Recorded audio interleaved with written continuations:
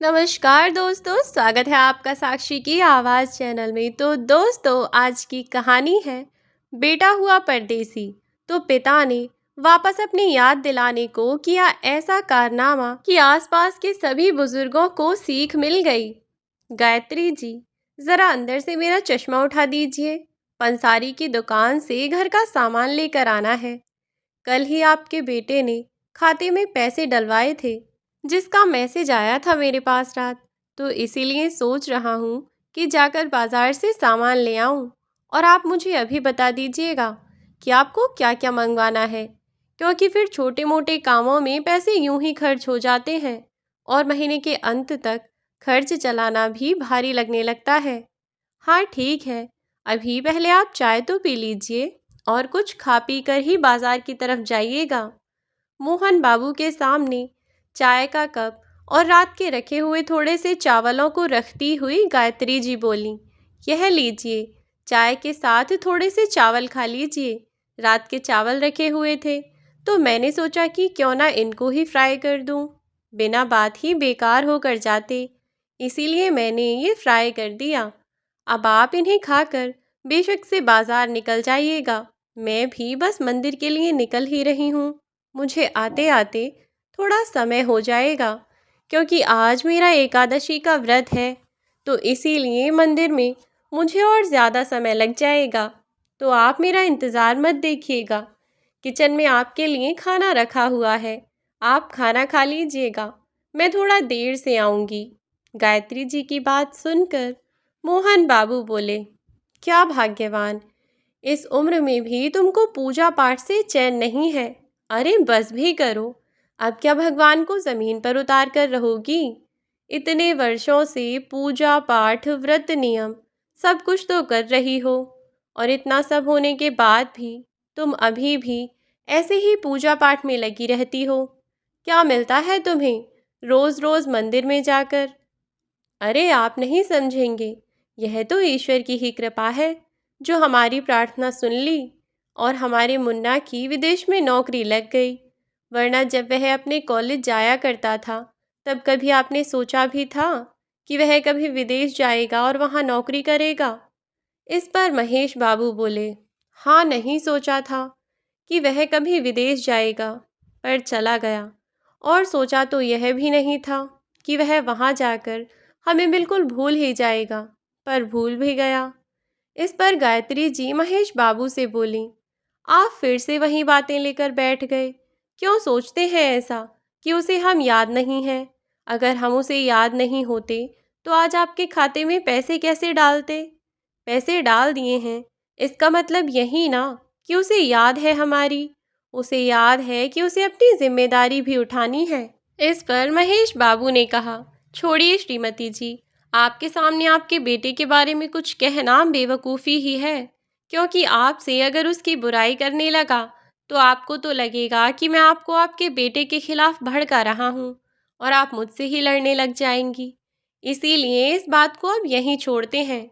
लाइए, मेरा थैला दे दीजिए, मैं बाजार से सामान लेने के लिए निकलता हूँ। आप भी इतने मंदिर हो आइएगा।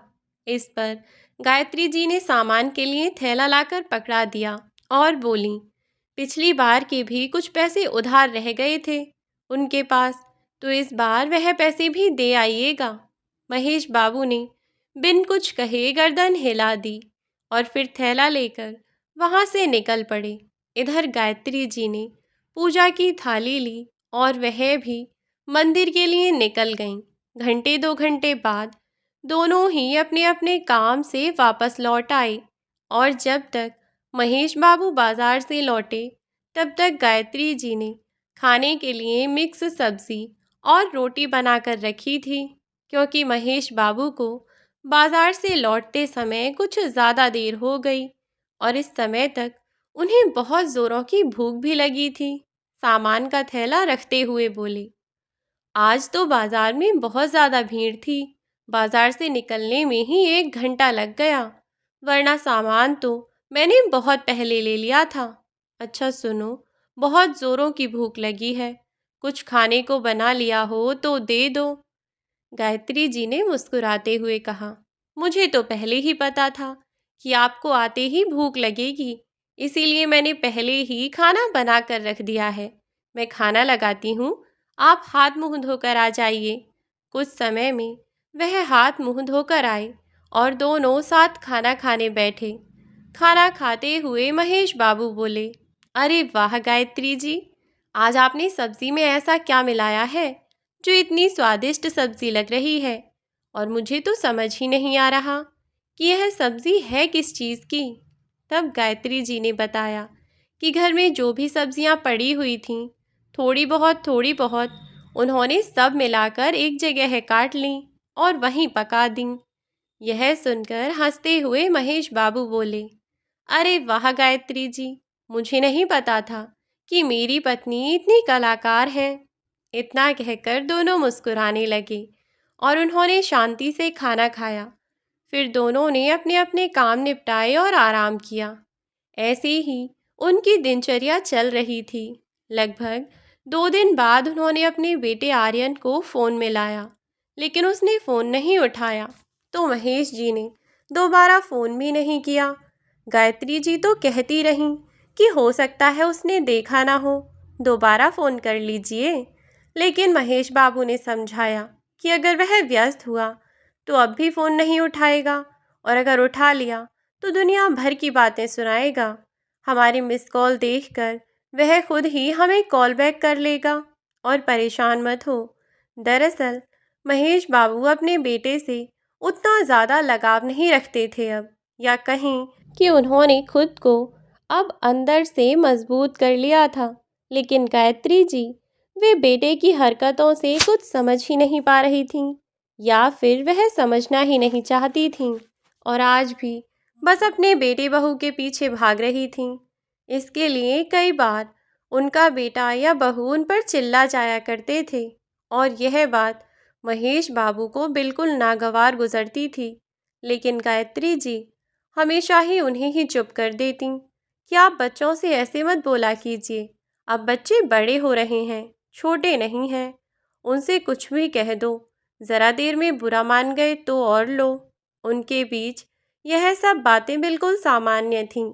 हर माता पिता के बीच बच्चों को लेकर कभी न कभी थोड़ी बहुत नोकझोंक हो जाती है, लेकिन अगर यह बचपन में हो तो ही ठीक है, क्योंकि बुढ़ापे में दोनों को एक दूसरे का सहारा बनकर ही रहना चाहिए।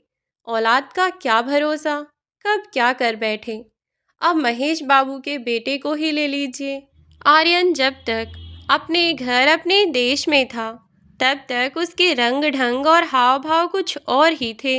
अपने माँ बाप को पूरी दुनिया की सैर कराना चाहता था। कहता था कि मैं आपको पूरी दुनिया घुमाऊंगा। लेकिन अब वही बेटा अपने माँ बाप से बात तक नहीं करना चाहता, और यह बात महेश बाबू समझते, लेकिन उनकी पत्नी कहती कि बेटा व्यस्त है, इसीलिए बात नहीं कर पाता। ऐसे ही पूरा महीना बीत कर रह गया, और अगले महीने की 1 तारीख भी आ ही गई, लेकिन उनके बेटे ने पैसे नहीं भेजे। आने वाले 5-6 दिन बहुत मुश्किल कटे, लेकिन बेटे ने 8-10 तारीख तक भी पैसे न भेजे। तो गायत्री जी कुछ परेशान हो गईं। अब वे अपने बेटे से बात करना चाहती थीं और उससे मिलना चाहती थीं, क्योंकि उनका ऐसा मानना था कि अगर उनका बेटा ठीक ठाक सही सलामत होता तो वह उनसे बात करता या ना करता, उनके लिए उनके पैसे तो भिजवा ही देता। लेकिन ना ही तो वह उनसे कोई बात कर पा रहा था, और ना ही उसने उन्हें खर्चे के पैसे भेजे। उसके इरादे क्या थे यह तो किसी को नहीं पता था, और ना ही यह पता था कि वह किस हाल में है।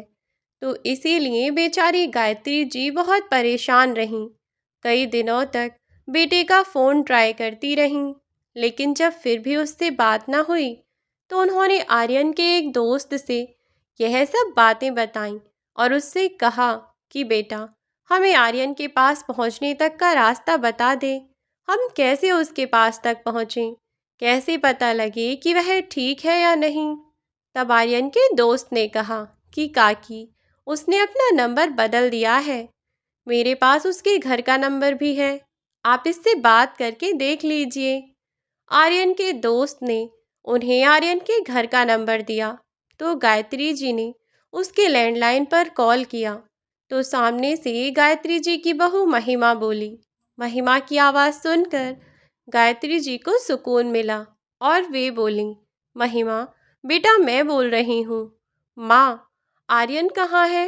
वह ठीक तो है? और तुम सब कैसे हो? वहाँ कोई परेशानी तो नहीं ना बेटा? तुम सब ठीक तो हो ना? अचानक आर्यन का फ़ोन बंद हो गया। मैं तो परेशान हो गई। बताओ बेटा, सब ठीक तो है घर? एक साथ उन्होंने कई बात बोल दी। तो महिमा बोली, जब आप चुप होंगी तब तो मैं कुछ बोलूँगी। पहले आप अपनी बात कहकर चुप हो जाइए। तब गायत्री जी बोली, हाँ बेटा बताओ। तो महिमा बोली कि यहाँ सब बिल्कुल ठीक है और आर्यन भी बिल्कुल ठीक है। इसमें इतना परेशान होने की भला क्या बात थी?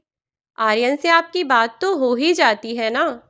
इस पर गायत्री जी बोली, नहीं बेटा, इस महीने मेरी आर्यन से कोई बात नहीं हुई और पिछले 10 दिन से तो उसका फ़ोन भी नहीं मिला। इसीलिए ज़्यादा परेशान हो गई थी। बात हो या ना हो, चाहे वह फ़ोन भी ना उठाए, तब भी मन को सुकून रहता है। कम से कम एक बार फ़ोन मिल तो जाए। लेकिन अब अचानक से उसका फ़ोन बंद जाने लगा तो दिल घबरा रहा था। तो महिमा बोली, यहाँ सब ठीक है, किसी को कोई परेशानी नहीं। पर आप यह बताइए, आपके पास यह नंबर कैसे आया? इस पर गायत्री जी ने महिमा को बता दिया कि आर्यन के दोस्त ने उनकी बात कराई है। तो महिमा ने बात करके फ़ोन रख दिया कि शाम को जब आर्यन आएगा तो मैं उसे बता दूंगी। शाम को आर्यन के आने पर महिमा ने उससे बात की तो आर्यन गुस्से में बड़बड़ाने लगा और तुरंत ही अपने माँ बाप को वापस फ़ोन किया। आर्यन के फ़ोन से कॉल आई हुई देखकर गायत्री जी और मोहन बाबू दोनों ही खुश हो गए और खुशी खुशी अपने बेटे से बात करने के लिए उन्होंने जैसे ही फ़ोन उठाया तो सामने से कोई आवाज़ नहीं आई। इस पर पहले से परेशान गायत्री जी ने अपने बेटे से पूछा, आर्यन बेटा तू ठीक तो है ना? सब कुछ सही सलामत है ना? इस बार ना ही तो तूने महीने के खर्चे के पैसे भेजे और ना ही तेरी कोई खैर खबर मिली। फ़ोन किया वह भी बंद आ रहा था, इसीलिए तेरी चिंता हो रही थी। अब इससे पहले गायत्री जी कुछ और कहती, उनकी बात को बीच में काटता हुआ आर्यन बोला, हाँ हाँ पता है मुझे कि इस महीने आप लोगों का खर्चा नहीं भेजा, इसीलिए आप लोग पगला गए और यहाँ वहाँ भागने लगे। अरे मैं पूछता हूँ कितने दिन? मैंने जो आपके लिए इतना सब किया वह सब बिल्कुल बेकार ही रहा ना? एक महीने आपको पैसे क्या नहीं भेजे, आप तो तिलमिला उठे और दुनिया भर में मेरी बदनामी करवाने के लिए इधर उधर भागे फिर रहे हैं। कैसे माँ बाप हैं आप? अरे मैंने आपके लिए कितना कुछ किया, मैं अब भी आपके लिए कितना कुछ करता हूँ, लेकिन आपको वह बिल्कुल दिखाई नहीं देता। एक महीने पैसे नहीं भेजे तो कौन सी आफत आ गई? क्या ज़रूरत थी आपको मेरे दोस्त के यहाँ जाने की? वहाँ जाकर उसके सामने मेरी बुराई कर रहे होंगे। बड़ा सुकून मिलता है ना आपको दूसरों के सामने मेरी बेइज्जती करवाकर? अगर ऐसा है तो ऐसा ही सही। दुनिया के सामने आप मुझे जैसा बेटा दिखाना चाहते हैं, अब मैं वैसा ही बनकर रहूँगा। लेकिन बेटा मेरी बात तो सुन। इधर से मोहन बाबू और गायत्री जी बोले, लेकिन उनकी बात सुने बिना आर्यन अपनी बात कहे चला गया कि इतने दिनों से आपकी ही तो सुन रहा था। सुनिए तो अब आप मेरी। क्या कुछ नहीं किया मैंने आप लोगों के लिए? आज के ज़माने में जहाँ औलाद माँ बाप को मुड़कर भी नहीं देखती, वहाँ मैंने आपके लिए इतना किया। इतने सालों से आपका बोझ ढो रहा हूँ, जबकि मेरा आप लोगों से अब कोई मतलब नहीं है और ना ही अब आप मेरे लिए कुछ कर रहे हैं। लेकिन फिर भी मैंने कभी इस बात का एहसान नहीं जताया, पर कम से कम आप लोगों की आंखों में इतनी तो शर्म होनी चाहिए थी ना। शुक्रगुजार होना चाहिए आपको मेरा कि मैं दूसरों के बच्चों की तरह नहीं हूँ। लेकिन नहीं, शायद आप लोगों को तो वैसे ही बच्चे पसंद हैं जैसे दूसरों के होते हैं, जो अपने माँ बाप को लात मारकर बुढ़ापे में अलग फेंक दें। जब आर्यन ने गुस्से में इस तरह की भाषा का प्रयोग किया तो मोहन बाबू भी नाराज हो गए और बोले, बस बहुत हुआ तेरा। इतनी देर से तेरी बकबक सुने जा रहा हूँ। क्या समझता है तू अपने आप को? हम पर बहुत बड़ा एहसान कर रहा है। अरे जा, नहीं चाहिए तेरी रकम, जिसके बदले तू आज हमें ऐसे जूते मार रहा है। माना कि दूसरों के बच्चे माँ बाप को बुढ़ापे में देखते भी नहीं, लेकिन तू भी आज कुछ कसर नहीं छोड़ रहा। और हाँ, किस बात का एहसान माने हम तेरा? इस बात का कि पैसे भेजने के बाद तू हमारी इतनी भी सुध नहीं लेता कि हम मरे हुए हैं कि जिंदे हैं। इतनी खबर लेना भी जरूरी नहीं समझता। या इस बात का कि जो कुछ पैसे तू हमारे घर खर्च के लिए भेज देता है, उस पैसे से हमारा खर्चा भी पूरा नहीं हो पाता, और पैसों के लिए आज तू हमें ऐसे जूते मार रहा है। बता, किस बात का एहसान माने हम तेरा? अगर तेरा यही मानना है कि इतना सब करके तू हम पर बहुत एहसान कर रहा है, तो नहीं, हमें तेरा एहसान लेने का कोई शौक नहीं है। और हाँ, एक बात कान खोल कर सुन ले। जितना तेज तू चिल्ला रहा है ना, मैं उससे ज़्यादा तेज आवाज़ में चिल्ला सकता हूँ। पर रिश्तों की मर्यादा रखना इंसान को आना चाहिए, जो तू तो शायद भूल चुका है। लेकिन तेरे माँ बाप होकर भी हम अभी भी अपनी मर्यादा नहीं भूले, क्योंकि मुझे पता है कि तेरे आसपास तेरी पत्नी भी खड़ी होगी। मैं उसके सामने तेरी बेइज्जती नहीं करना चाहता, वरना बहुत अच्छे से जानता हूँ मैं, और तू भी जानता है कि तू यहाँ से लेकर वहाँ विदेश तक कैसे पहुँचा है। आया समझ? इसीलिए मेरे सामने ज़्यादा बढ़कर बोलने की कोशिश मत कर। और तूने जो किया है हमारे लिए, वह गिनवा रहा है। हमने क्या कुछ नहीं किया तेरे लिए? इस पर दोबारा आर्यन बोला, हाँ, तो एहसान नहीं किया। हर माँ बाप अपनी औलाद के लिए इतना करते ही हैं, वह फर्ज था आपका। इस पर तेज हंसते हुए मोहन बाबू बोले, अरे वाह, मतलब अगर माँ बाप करें तो फर्ज है, और अगर तुम जैसी औलाद हमारे लिए थोड़ा भी कुछ कर दे तो वह हम पर एहसान हो गया। कैसे? अगर तुझे ऐसा ही लगता है तो कोई बात नहीं, यह एहसान मुझ पर मत कर, क्योंकि मैं बहुत ही स्वाभिमानी व्यक्ति हूँ। मैंने आज तक किसी का एहसान नहीं लिया, और अभी तक तेरे भेजे हुए पैसे। तब आर्यन बोला, अच्छा, अगर इतने ही स्वाभिमानी हो तो इतने सालों से जो पैसे मैं भेज रहा हूँ, वह पैसे क्यों रख लिए? वह तो मुझे आज तक नहीं लौटाए। तब महेश बाबू बोले कि मैं समझता था कि वह हमारा हक है, हमारा अधिकार है। अगर मुझे पता होता कि तू हम पर एहसान कर रहा है, तो मैं वह रकम कतई ना लेता। और एक बात और, अपने उस दोस्त को फ़ोन करके पूछ लेना कि हमने उससे क्या कहा क्या नहीं। अरे वह तो तेरी माँ है, तेरे प्यार में पागल हुए जा रही थी, जो इतने दिनों से खा रही थी ना पी रही थी, बस यह सोचकर कि कहीं मेरे बेटे पर कोई आँच ना आ गई हो, उसे कुछ हो ना गया हो, और इसीलिए यह बार बार तुझ पर फ़ोन किए जा रही थी। तेरा रंग तो मुझे बहुत पहले ही नजर आने लगा था, लेकिन आज साफ साफ दिख गया। मन में कोई गलतफहमी नहीं है, और ना ही कोई ग्लानि रहेगी। अब मेरे पास 1 रुपया भेजने की कोशिश मत करना। अब मुझे जो करना है वह मैं करूँगा ही, और मुझे किसी की खैरात नहीं, केवल अपना अधिकार चाहिए। अभी तक जो बाप चुपचाप सब कुछ सहन कर रहा था, अब वही बाप अपने अधिकार के लिए लड़ेगा। और तब देखना तू कि तूने हमारे लिए क्या किया और तुझे क्या करना चाहिए।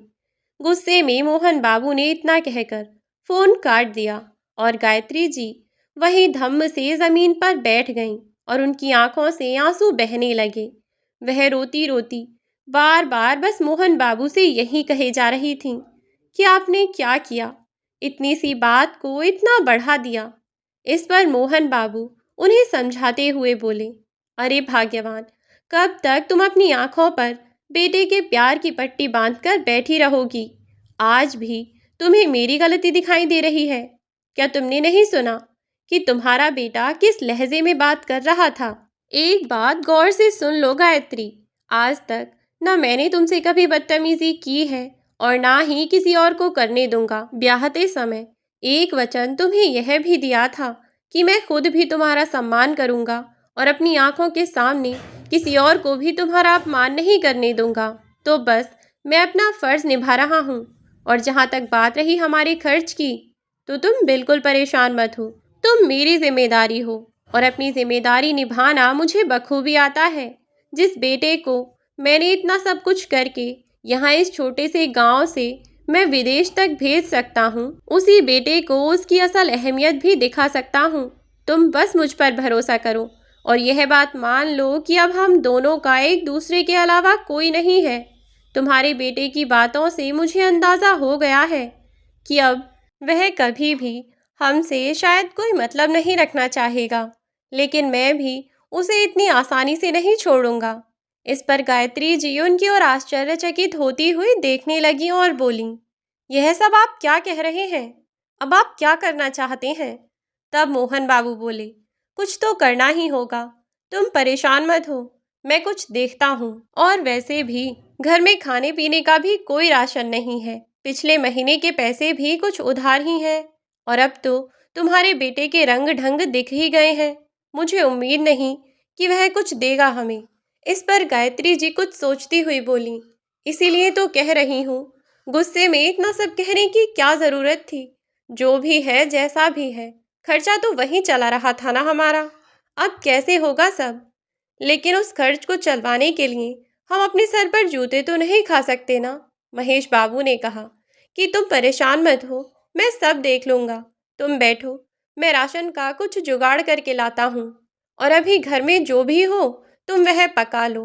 यह कहकर मोहन बाबू घर से निकल गए और बाहर एक किराने की दुकान पर पहुँचे और कहने लगे कि बेटा अगर कुछ काम हो तो मुझे बता दो, काम पर रख लो मुझे पैसों की बहुत ज़रूरत है। लेकिन उस आदमी ने यह कहकर उन्हें भगा दिया कि बाबा यहाँ भारी सामान भी उठाना पड़ता है जो तुम्हारे बस की नहीं, तुम कहीं और जाकर काम देखो। महेश बाबू कभी कहीं तो कभी कहीं घूमते रहे, लेकिन उन्हें कहीं काम न मिला और वह हताश होकर वापस अपने घर लौटने लगे। तब उनकी नज़र वहीं बने छोटे से स्कूल पर पड़ी जो कि उनके गांव में ही था। उनके दिमाग में कुछ आया और वह उस स्कूल में चले गए। उन्होंने स्कूल के प्रिंसिपल से जाकर बात की तो प्रिंसिपल ने उन्हें काम पर रख लिया, क्योंकि उसे भी एक अध्यापक की ज़रूरत थी। लेकिन बदले में उसने कम पैसे देने की बात कही। लेकिन जब कहीं काम नहीं मिला तो मोहन बाबू इसके लिए भी राजी हो गए और वह स्कूल में पढ़ाने जाने लगे। 4-6 दिन बाद ही उन्होंने अपनी मजबूरी की बात बताकर कुछ पैसे एडवांस लिए और अपना घर खर्च चलाने लगे। ऐसे ही समय बीतने लगा। मोहन बाबू एक अच्छे अध्यापक थे। बच्चों को उनका पढ़ाया हुआ बहुत अच्छे से समझ आता था। कुछ ही दिनों में बहुत सारे बच्चे उनके पास ट्यूशन के लिए भी आने लगे। इससे अब मोहन बाबू का खर्चा बहुत आराम से चल जाया करता था। 7 से 8 हजार रुपये वह कमा लिया करते थे और इतना उन दोनों के लिए बहुत था। लेकिन असल परेशानी इतनी आसानी से ख़त्म होने वाली नहीं थी, क्योंकि उन्हें एक बहुत बड़ी रकम का इंतज़ाम करना था। दरअसल जब उनका बेटा पढ़ने के लिए विदेश जाने की बात कर रहा था तो उसने अपने पिता को कहा कि पापा, कुल मिलाकर मुझे 50 लाख रुपए चाहिए। लेकिन उनकी कुल जमा पूंजी भी इतनी नहीं थी। दूसरों से कर्ज लेकर, जेवर बेचकर, जैसे जहां से संभव हुआ वह 25 लाख रुपए ही जमा कर पाए। और पैसों का हिसाब लगाने बैठा आर्यन अपनी माँ से बार बार यही कहता कि माँ समझाओ ना बाबूजी को, इतने पैसों में विदेश में क्या होगा, और फिर मुझे थोड़े एक्स्ट्रा पैसे लेकर जाने होंगे ना। एक बार वहाँ सेटल हो गया तो हम सबकी ज़िंदगी बदल जाएगी। फिर आप लोगों को परेशान होने की ज़रूरत नहीं है। मैं हूँ ना, मैं सब संभाल लूँगा। मोहन बाबू ने उस वक्त कहा भी कि बेटा, मैं पैसों का इंतज़ाम कहाँ से करूँ? जितना जैसे हुआ मैंने किया है और अब भी कोशिश कर रहा हूँ। तो झुंझलाता हुआ आर्यन बोला, आप बस इंतज़ाम करते रहिएगा और यहाँ मेरे एडमिशन की डेट भी निकल जाएगी। फिर मुझे वहाँ इंटर्नशिप नहीं मिलेगी। जैसे तैसे तो मैंने अपने दोस्त को कहकर वहाँ की कंपनी में मैनेजर से बात करवाई है, और अगर मैं नहीं जा पाया ना तो फिर कुछ नहीं होगा पापा। जैसे आपने अपनी ज़िंदगी बर्बाद कर दी वैसे ही मेरी ज़िंदगी भी खराब हो जाएगी। आप समझते क्यों नहीं? एक बार मैं कामयाब हो गया तो सारा पैसा वसूल हो जाएगा। आप क्यों अपनी तरह मेरी भी ज़िंदगी बर्बाद करना चाहते हैं पापा? अपने बेटे की यह बात सुनकर चौंकते हुए मोहन बाबू उसकी ओर देखने लगे और बोले, क्या कहा तूने? मैं तेरी ज़िंदगी खराब करना चाहता हूँ? आखिर मुझे क्या मिलेगा तुझे बर्बाद करके? औलाद भी कितनी सही होती है ना, माँ बाप के ऊपर हर चीज़ को दबाव देकर उनसे अपना हर काम मनवाने की कोशिश करते रहते हैं। और फिर जब माँ बाप ना माने तो वही माँ बाप बुरे, और अगर मान जाएं तो भी वे माँ बाप ही बुरे। क्या कुछ नहीं किया मैंने तेरे लिए, और अभी भी सब कर ही रहा हूं ना।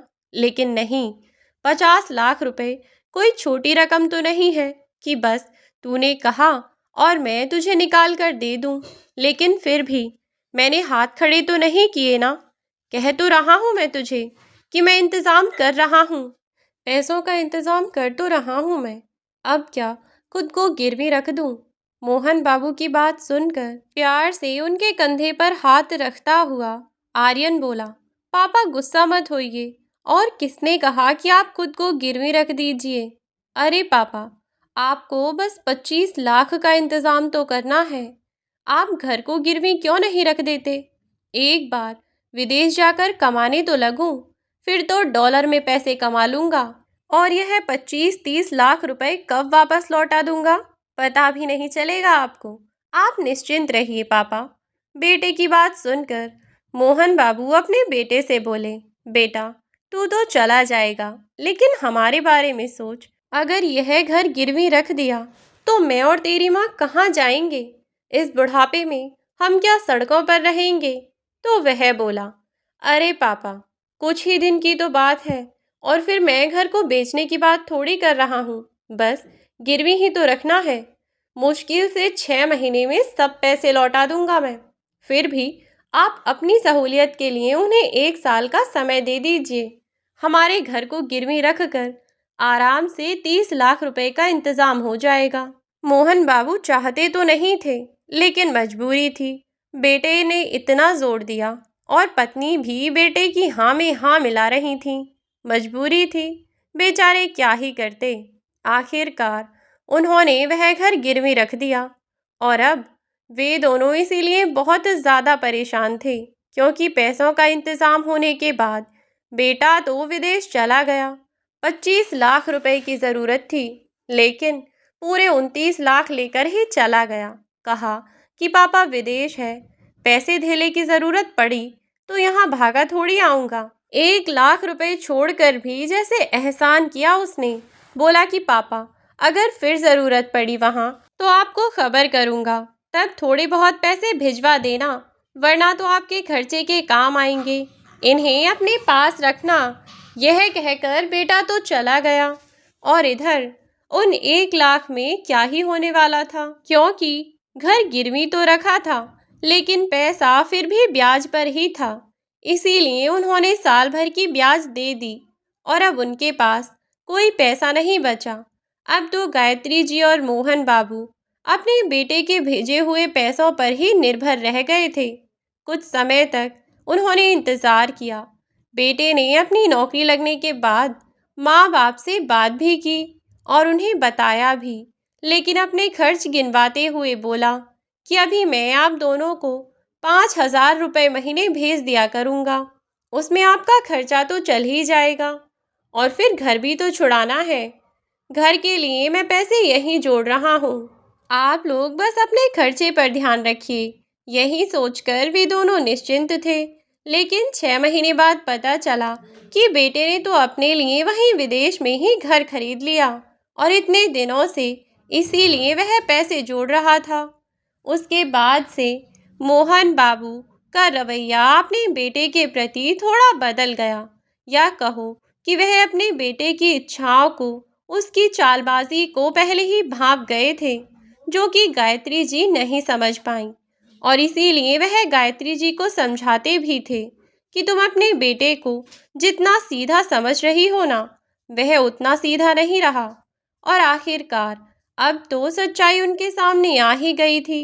बेटे को ना तो कर्ज देना पड़े और ना ही माँ बाप का खर्चा झेलना पड़े, और इन सब से बचने का उसने यह तरीका निकाला, अपने माँ बाप से ही झगड़ा करके बैठ गया।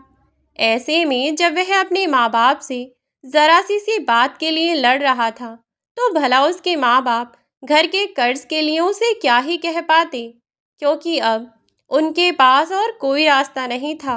अपना पेट पालने के लिए इंसान को पैसों की ज़रूरत होती है, और जब खाने के लिए रोटी चाहिए हो तो इंसान की उम्र कोई मायने नहीं रखती। उम्र चाहे कोई भी हो, इंसान को कमाना ही पड़ता है। बस महेश बाबू भी इस उम्र में कमाने निकल पड़े और अब ईश्वर की कृपा से ठीक ठाक खर्चा चला लिया करते थे अपना, और अपनी पत्नी का भरण पोषण बहुत आराम से कर पा रहे थे। लेकिन अभी अपने घर को वे कैसे बचाएं? सबसे बड़ी मुसीबत तो यही थी, क्योंकि 1 साल तो कब का बीत चुका था। पिछले 2 महीने से वे लोग जैसे तैसे उस इंसान के हाथ जोड़कर गिड़गिड़ाकर मोहलत मांग रहे थे जिसने उन्हें पैसे दिए थे। लेकिन यही चिंता उन्हें खाए जा रही थी कि तब से तो उनका बेटा पैसे देने के लिए राजी था।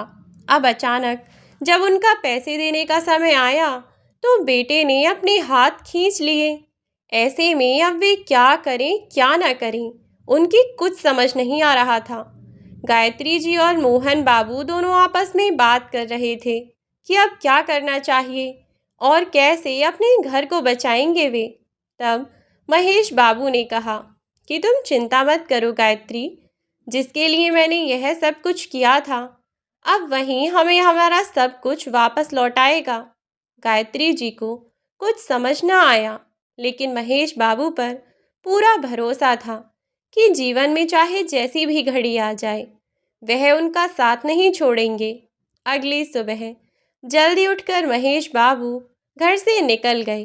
गायत्री जी को ना कुछ बताया और ना पूछा, और पूरे दिन गायत्री जी उनका इंतज़ार करती रहीं, परेशान भी रहीं कि जाने कहाँ चले गए हैं।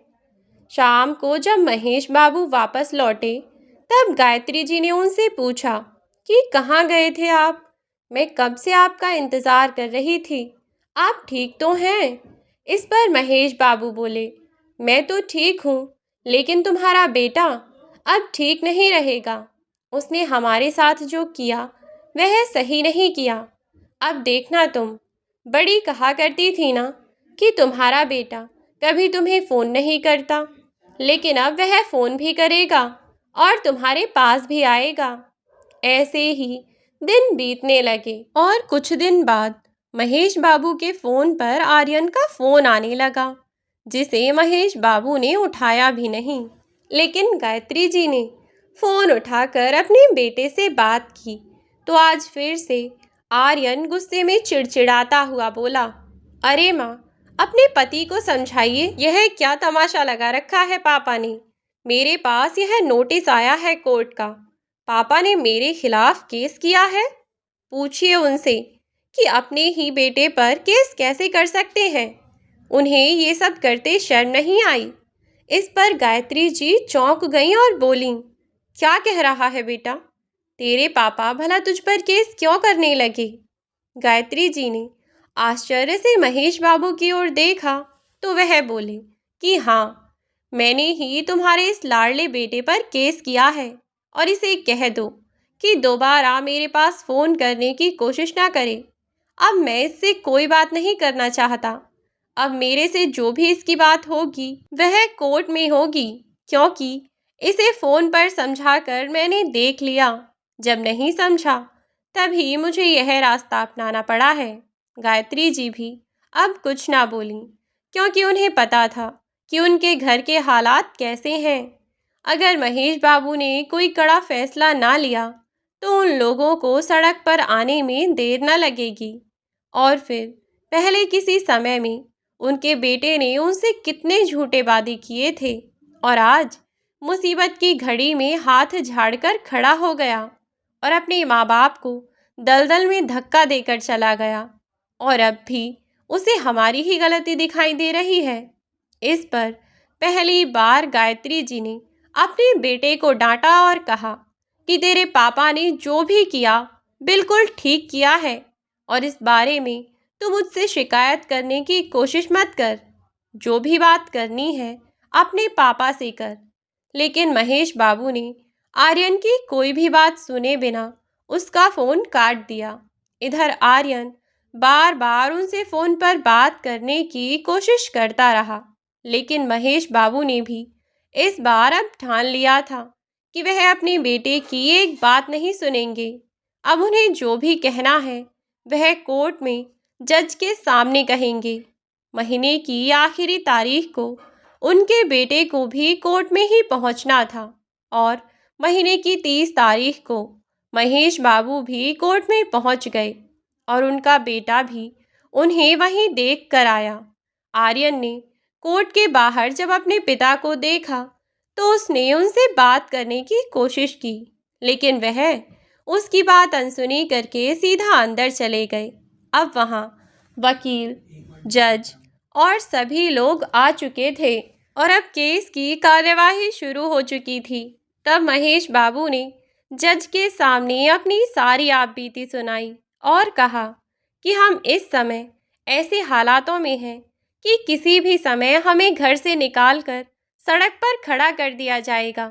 तो ऐसे में मैं अपनी पत्नी को लेकर कहाँ जाऊँगा?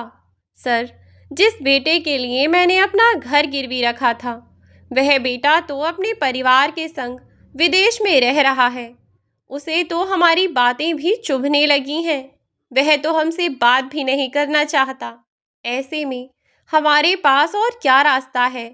या तो मुझे मेरे बेटे से वह सभी पैसा वापस चाहिए जो शुरू से लेकर आज तक मैंने इसकी पढ़ाई लिखाई में खर्च किया, या फिर आप मुझे और मेरी पत्नी को हमारे ही घर में आत्महत्या करने की मंजूरी दे दें, क्योंकि मैं अपनी पत्नी को सड़कों पर जिल्लत भरी जिंदगी जीने के लिए नहीं छोड़ सकता।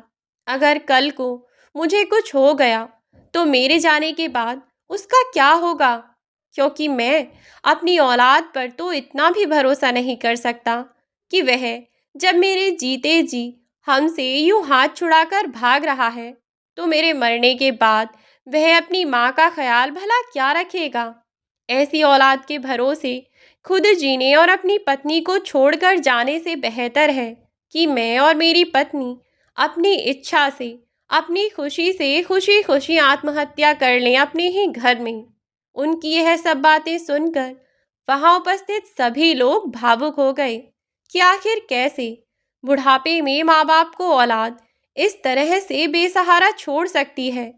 आर्यन ने अपने आप को सही साबित करने की बहुत कोशिश की, लेकिन वह खुद को सही साबित नहीं कर पाया, क्योंकि आर्यन को अपने देश की ही कंपनी की एक ब्रांच में वहाँ नौकरी भी मिली थी, तो उसे कई बार यहाँ आना जाना पड़ता था और इसी कारण वह बुरी तरह से फंस चुका था, क्योंकि कोर्ट के आदेश को मानने के अलावा उसके पास अब कोई रास्ता नहीं था। अब आर्यन को 2 महीने के अंदर अंदर अपने माता पिता को वह सभी रकम वापस करनी थी। उसकी पढ़ाई लिखाई में लगे पैसे उसे वापस देने थे। आर्यन ने बहुत हाथ पैर जोड़े और गिड़गिड़ाया। अपने पिता को मनाने की कोशिश भी की। पापा, मैं एक साथ इतने पैसे कहाँ से लेकर आऊँगा? मुझे अपना घर बेचना पड़ेगा। मैं अपने बच्चों को लेकर कहाँ रहूँगा? लेकिन महेश बाबू ने यह कहकर उसकी बात अनसुनी कर दी कि जब मैं अपनी पत्नी के साथ सड़क पर आने वाला था तब तूने भी तो मेरी कोई मदद नहीं की, इसीलिए अब मैं तेरी कोई मदद नहीं कर सकता। मैं तुझसे कोई बात करना ही नहीं चाहता। कोर्ट ने जो आदेश दिया है, अगर तू उसे मानना चाहता है तो ठीक है, वरना जेल की रोटी खाने के लिए तैयार रहना। महेश बाबू ने इतना कहा और आगे चल दिए। खुद को बचाने के लिए आर्यन ने अपना घर बेचकर अपने माता पिता को पूरे 1 करोड़ रुपए की रकम वापस की, जिससे महेश बाबू और उनकी पत्नी ने न सिर्फ अपना घर वापस लिया, बल्कि अपनी मृत्युपरांत वे दोनों एक अच्छी जिंदगी जीते रहे। और अपनी मृत्यु से कुछ समय पहले ही उन लोगों ने एक वृद्धाश्रम में अपनी मृत्यु के बाद सारी संपत्ति दान दे दी। इस तरह महेश बाबू और गायत्री जी ने अपने बेटे को उसके किए कर्मों की सजा दी और अपने बेटे को ही नहीं बल्कि सबको यह बता दिया कि माता पिता जिस तरह आपका घर चलाते हैं, आपको पढ़ाते हैं, लिखाते हैं, आपके सब खर्चे झेलते हैं और कहीं ना कहीं वह उनकी जिम्मेदारी है, ठीक उसी तरह बुढ़ापे में अपने माता पिता का ख्याल रखना न सिर्फ आपकी जिम्मेदारी है, बल्कि यह उनका अधिकार भी है। तो दोस्तों, यह थी हमारी आज की कहानी। आज की कहानी आपको कैसी लगी? हमें कमेंट बॉक्स में कमेंट करके ज़रूर बताएं। यदि आपको यह वीडियो अच्छी लगी हो तो वीडियो को लाइक करके शेयर करें, और चैनल पर आप नए हो तो चैनल को सब्सक्राइब कर दें ऐसी ही नई नई कहानियाँ रोज़ सुनने के लिए। आज के लिए बस इतना ही। अंत तक बने रहने के लिए धन्यवाद। अब मिलती हूँ नई वीडियो में नई कहानी के साथ।